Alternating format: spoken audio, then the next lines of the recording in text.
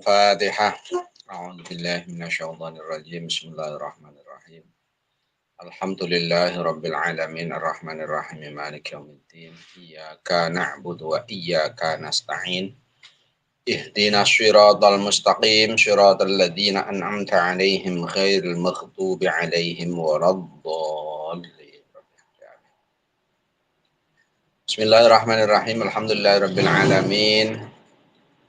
Wa bihi nasta'in ala umuri dunya waddin. Allahumma shalli ala sayyidina Muhammadin al-Fatih lima ukhliqa wal khatim lima sabaqa nasyiril haqqi bil haqqi wal hadi ila siratikal mustaqim wa ala alihi haqqa qadrihi wa miqdarihi al-azim. Subhanaka la ilma lana illa ma 'allamtana innaka antal alimul hakim. Mari kita teruskan kembali untuk kajian Fathul Qorib pada malam hari ini. Masuk ke fasal tentang hibah. Biasanya kita sudah sering mendengar atau mungkin bahkan melaksanakannya. Praktek hibah. Pakai H, bukan pakai ghin. Kalau pakai ghin kadang maknanya sudah hibah. Itu maknanya menggunjing, tapi ini hibah. Hibah pakai H. Faslun utawi kiku fasol suwiji fi ahkamil hibbati kang tetep ing dalem nerangake piro-piro hukume hibbah. Pasal ini menerangkan beberapa hukum hibbah. Wahia utawi hibbah lughatan ing dalem lughote secara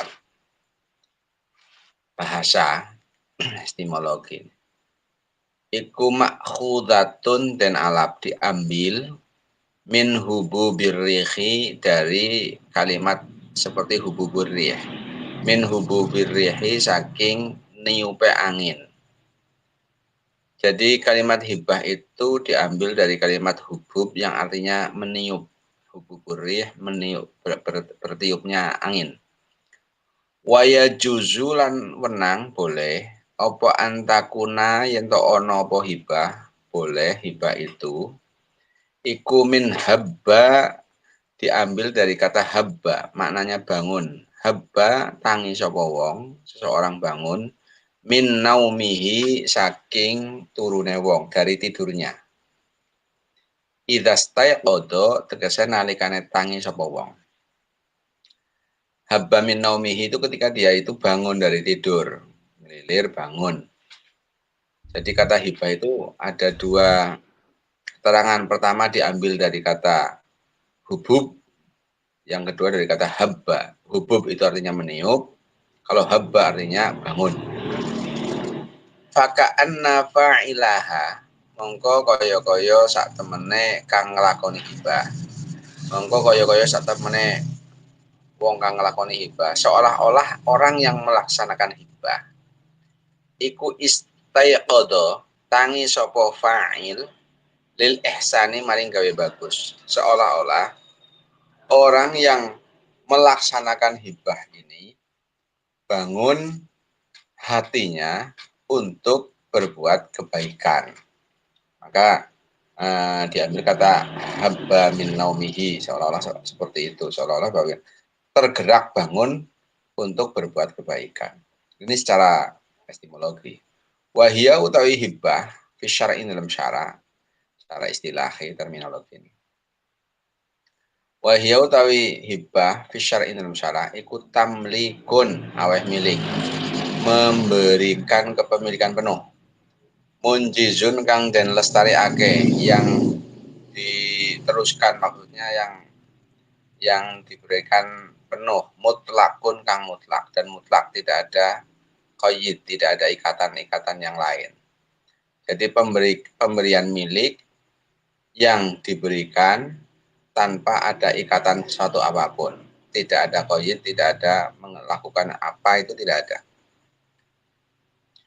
Fi ainin ing dalam bondo, di dalam satu barang, halal hayatin dalam tingkah urip, ketika orang itu dalam kondisi hidup, pemberiannya itu dalam kondisi hidup. Bila iwadin kelawan tanpa iwad, dengan tanpa ada ganti, dengan tidak ada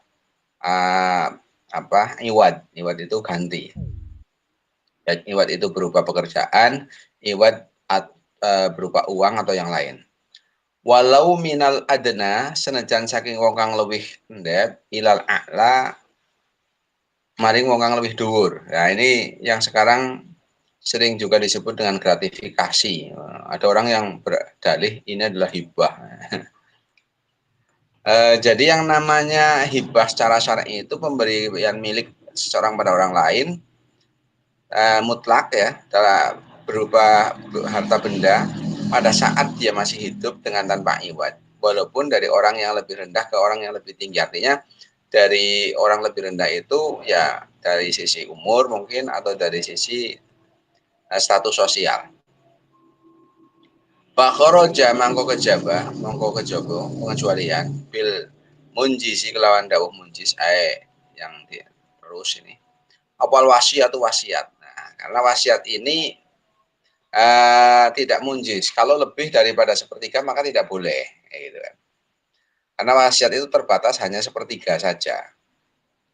Maka di sini pengecualian daripada wasiat. Kalau munjis itu terus, maksudnya mutlak. Jadi diberikan tamliknya sekian, ya udah sekian itu sempurna. Tapi kalau wasiat itu tidak munjis, dilihat dulu berapa jumlahnya. Kalau kemudian wasiat itu melebihi dari sepertiga harta yang ditinggalkan, maka wasiat itu tidak bisa sepenuhnya. Umpamanya ada orang wasiat, hai Bulan, saya wasiat ketika saya mati nanti kebunku yang di sana jual semuanya untuk pembangunan masjid. Setelah mati benar, hitung aset, kebun yang ada, kemudian dengan harta warisan, ternyata kebun itu separuh dari harta warisan. Maka tidak boleh separuh dijual semuanya, kemudian separuh-paruhnya diberikan ke masjid, tidak boleh. Harus sepertiga dari harta tinggalan waris. Maka itu tidak termasuk bagian pengecualian daripada munjis. Wabil mutlakilan pengecualian kelawan mutlak, wabil mutlakilan kelawan mutlak, apa atamliku miliki. Pengecualian daripada mutlak itu kepemilikan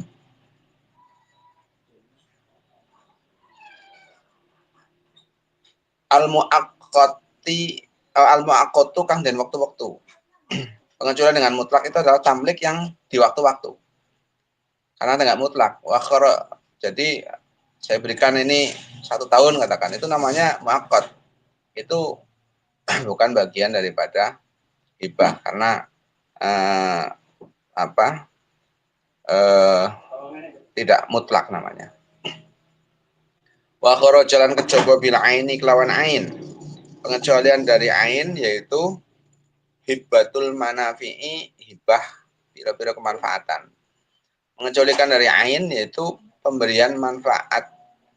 Hibahnya berupa kemanfaatan, bukan ain, bukan benda, tapi manfaat. Wa jalan kecoba bi halil hayati kelawan kalimat halil hayat, kan harus pada tingkah saat hidup. Opol wasiat itu wasiat. Wasiat itu harus dilaksanakan setelah meninggal. Wala tasyihu lan ora sah, tidak sah. Apa al-hibbatu hibah illa bi ijabin angin kelawan ijab wa qabulin lan qabul lafdhon ing dalam lafaz. Hibah itu tidak bisa terjadi kecuali dengan adanya ijab qabul. Secara lafzi benar-benar diucapkan, ini saya hibahkan ini kepada kamu, kayak gitu. Kalau hanya pemberian saja tanpa ada ijab qabul, maka belum sah itu sebagai hibah. Mungkin nanti bisa bisa digugat bahwa diminta kembali. Oh, itu bukan hibah kok. Jadi yang namanya hibah itu harus benar-benar melalui proses ijab qabul. Kenapa harus ijab qabul? Karena tamlik. Karena memberikan kepemilikan, maka harus dengan ijab qabul seperti persis dengan jual beli. Jual beli itu harus ada ijab qabul. Kenapa? Karena tamlik walaupun dengan iwad. Kalau ini tamlik bila iwad, tamlik tanpa ada iwad, mutlak tanpa ada iwad, maka perlu diadakan yang namanya ijab qabul. Ada transaksi, ada serah terima. Ya, saya berikan ini hibah kepadamu, katakan sepeda motor, ya saya terima hibahmu, semoga Allah terima, semoga Allah berikan pahala, dan seterusnya. Ini bentuk-bentuk ijab kabul. Tidak dibatasi ijab kabul itu. Intinya ada kata dari wahib yang memberikan hibah dan kabul dari mahublah. Wa dzakara lan nutur sapal musannifu ki musannif. Dhabitul mauhubi ing pelanggarane barang kang den hibahake. Di sini musannif menyebutkan batasan-batasan barang yang bisa dihibahkan. Fi qaulihi dalam doa musannif. Wa kullu ma jaza, wa kullu ma utai saben-saben barang, semua sesuatu, semua barang jaza kang menang yang boleh apa bai'uhu menjual barang itu. Semua sesuatu yang boleh dijual iku jaza wenang apa hibbatuhu memberikan barang itu. Jadi segala sesuatu, segala apa saja yang boleh dijual belikan, maka boleh pula untuk dihibahkan. Artinya itu barang berharga. Wa mau tahu barang, adapun sesuatu ya, laya juzu kang ora wenang, opo bai'uhu adolma, adapun sesuatu yang tidak boleh untuk dijual. Contohnya apa? Kamajhulin kaya barang yang majhul, seperti barang yang tidak jelas, majhul. Iku la tajuzu ora wenang apa hibbatuhu ngwehake ma. Maka tidak boleh untuk dihibahkan. Sesuatu yang majhul, yang tidak jelas, tidak boleh dihibahkan. Majhul. Jadi hibah itu benar-benar harus sesuatunya itu harus jelas. Karena ada serah terima barang.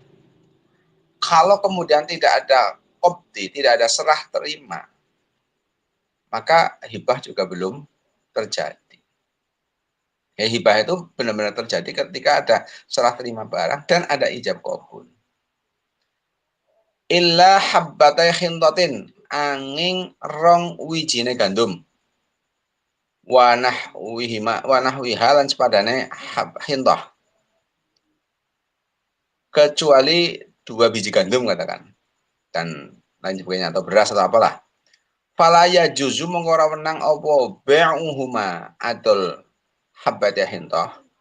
2 biji gandum itu tidak boleh untuk ditransaksikan jual beli, tapi wata juzu tapi ne boleh apa hibbatuhuma ngewehake habbati hindah.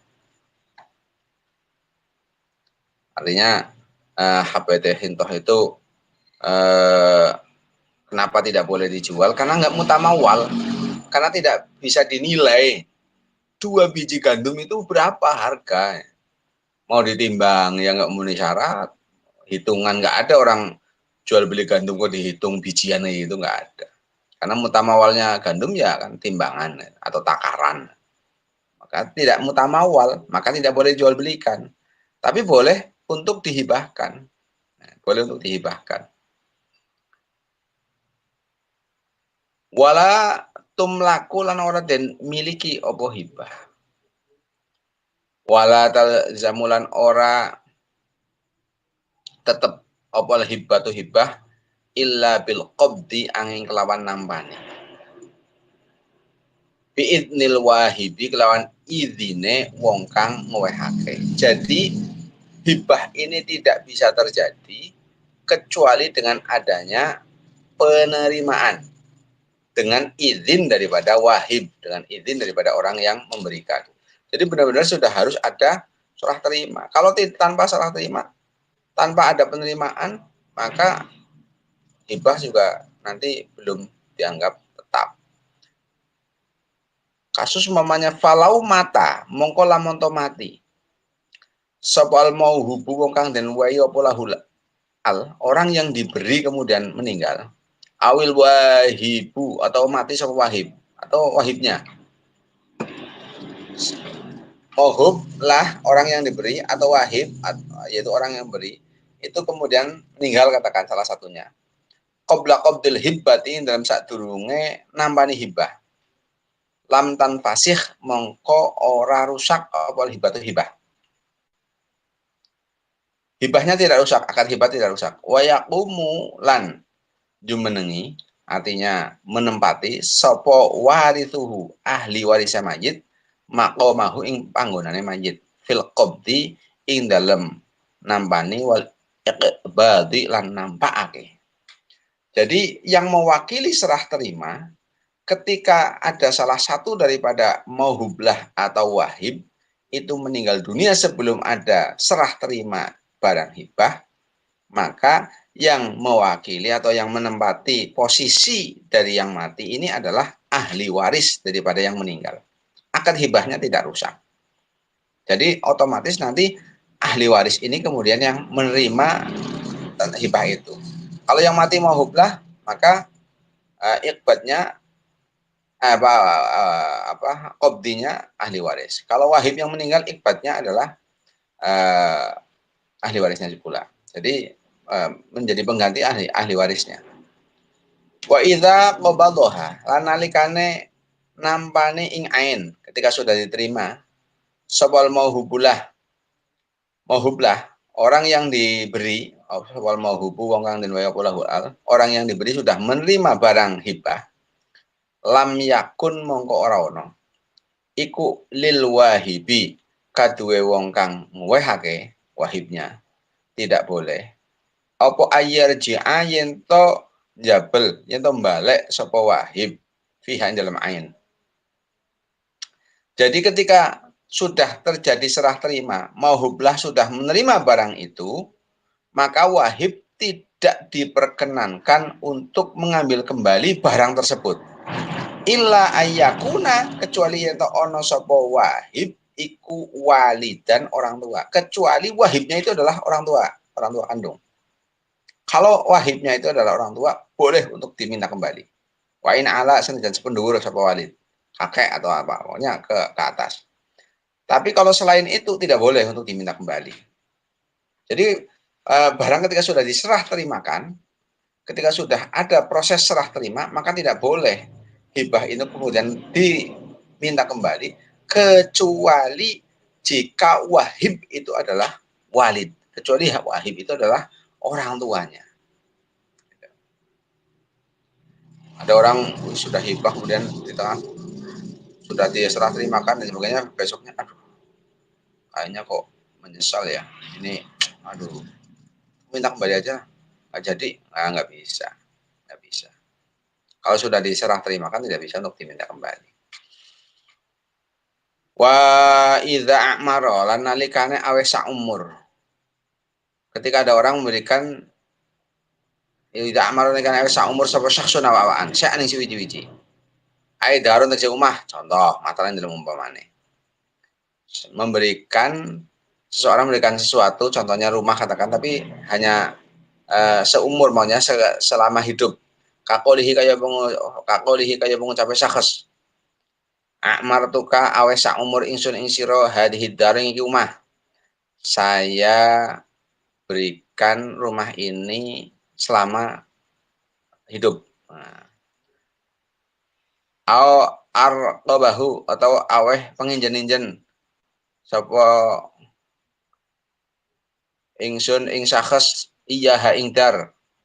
Akoli kaya au arqabahu. Ini maksudnya kalau tadi umur, kalau ini arqab dengan apa? Pengawalan bahasanya pengawalan. Arqabah itu penginjen-injen itu maunya dalam pantauan, dipantau. Kakolihi kaya pengucape syakhs ucap umamane arqab tuka.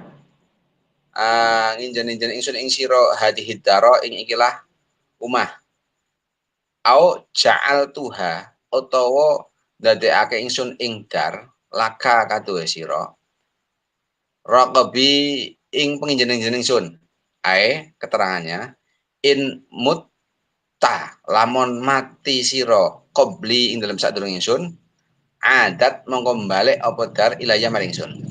Wa in muttu lamun to mati ingsun qabla kae dalam sadurunge sira istaqarrat mongko tetep apa dar laka kaduwe sira. Faqobila mongko nrimo sapa khair wa qabada lan nampa sapa khair. Wa qabada tegese nampa sapa khair. Karena mongko ana apa dzalika syai'u mongko ana syai' iku lil muammari kadhe wong kang nrimo sak umur itu alil muraqqab itu wong kang ninjen-ninjen bilafdil ismil maf'ul lawan lafaz isim maf'ul muammar dan muraqqab fihi man dalam karane muammar muraqqab wali warasatihi lan kadhe ahli warise muammar au muraqqab mim ba'dihi dalam sawise muammar atau muraqqab wayal ghalan nganggur loho apa syartu syarat al madhkuru kang den tutur. Jadi begini, ada seseorang memberikan seumur katakan. Contohnya, saya memberikan rumah ini selama saya masih hidup. Atau mengatakan, atau dengan kata arqabahu. Iya. Artinya gini, kita lihat, ya, saya berikan rumah ini dengan arqab, dengan pengawalan lah, pantauan. Arqabahu itu pantauan. Saya jadikan rumah ini, saya berikan kepadamu, jika kalau kamu mati duluan sebelum aku, maka kembali rumah itu ke aku. Tapi jika aku mati sebelum kamu, maka rumah ini tetap menjadi milikmu. Maka kemudian diterima barang itu. Ketika diterima barang itu, kemudian diterima, maka barang tersebut itu menjadi miliknya orang yang diberi muammarnya atau muraqqabnya, menjadi miliknya. Dan ketika muammar atau muraqqabnya mati, maka menjadi milik dari ahli warisnya. Ya gitu. Jadi artinya ketika terjadi transaksi seperti itu, maka terjadi baik itu muammar atau muraqqab itu tetap menjadi milik hibah. Ketika syaratnya itu maunya yalgha asyartul madkur, syarat-syarat yang disebutkan di atas itu menjadi tidak berfungsi. Itu ketika in mutta qabli adat ilayya, itu tidak artinya tidak berfungsi syarat-syarat seperti itu. Jadi benar-benar nanti ya sudah menjadi milik daripada orang yang diberi itu tadi. Saya berikan kepadamu ini. Jika aku mati duluan menjadi milikmu, kalau kamu mati duluan menjadi milikku. Ya udah menjadi miliknya malah udah. Itu seperti itu. Ini tentang masalah hibah. Mudah-mudahan ini bisa menjadi keterangan. Jadi memang hibah ini kan ada hibah sedekah, hibah hadiah. Ini pemberian yang sifatnya tidak wajib. Kalau wajib kan zakat. Tapi ada yang tidak wajib, ini adalah hibah, hadiah, dan sedekah. Bedanya hibah itu memang pemberian cuma-cuma. Tanpa ada sesuatu yang harus dilaksanakan, tanpa ada apapun pokoknya, itu hibah. Makanya kemudian bentar lagi kita ada tahun politik, ada orang yang kemudian memberikan sesuatu, itu bukan hibah, karena harus melakukan sesuatu, kadang-kadang melakukan minta dipilih dan sebagainya. Apalagi sedekah, tidak ada hubungan dengan sedekah. Hadiah, pemberian itu harus melalui dengan satu penghormatan. Maka kemudian ketika pemberian itu tanpa ada dari pemberian itu tanpa ada dari sedekah, hibah, hadiah, tidak masuk kategori itu semua, maka bisa masuk menjadi kategori yang haram, yaitu riswah. Hati-hati sekali, harus hati-hati. Ketika itu menjadi kategori riswah, maka hukumnya menjadi haram. Karena hadis ar-rashi wal murtashi finnar. Kalau hibah, masuk nggak kategori hibah? Masuk nggak dalam definisi hibah yang sudah disampaikan? Masuk nggak? Kalau hadiah, masuk nggak? Ini kategori hadiah, pemberian dalam rangka memberikan penghormatan atau prestasi dan sebagainya. Kalau itu sedekah, pemberian yang memang orientasinya adalah akhirat. Kalau tidak masuk semuanya, berarti itu bukan kategori tiga-tiganya. Khawatir itu adalah riswah. Hati-hati. Karena ini sebentar lagi kan tahun-tahun rame nih. tahun depan ini, tahun-tahun politik. Maka kita harus bisa menjaga. Alhamdulillah ini untuk pasal ini selesai. Mudah-mudahan menjadi keterangan yang barokah. Bisa untuk pemahaman kita semua. Kita tutup bersama. Bismillahirrahmanirrahim. Allahumma sholli ala Sayyidina Muhammadin al-Fatih lima ughliqa wal khadimi lima sabaqa nasirul haqqi bil haqqi wal hadi ila syiratikal mustaqim wa ala alihi haqqa qadrihi wa miqdaril azim. Subhana rabbika rabbil izzati amma yasifun wa salamun alal mursalin walhamdulillahi rabbil alamin. Al-Fatihah. A'udzu billahi minasyaitonir rajim. Bismillahirrahmanirrahim. Alhamdulillahi rabbil alamin arrahmanir rahim maliki yaumiddin. Iyyaka na'budu wa iyyaka nasta'in ihdinas shiratal mustaqim shiratal ladzina an'amta 'alaihim ghairil maghdubi 'alaihim waladdallin. Amin. Assalamualaikum warahmatullahi wabarakatuh. Waalaikumsalam warahmatullahi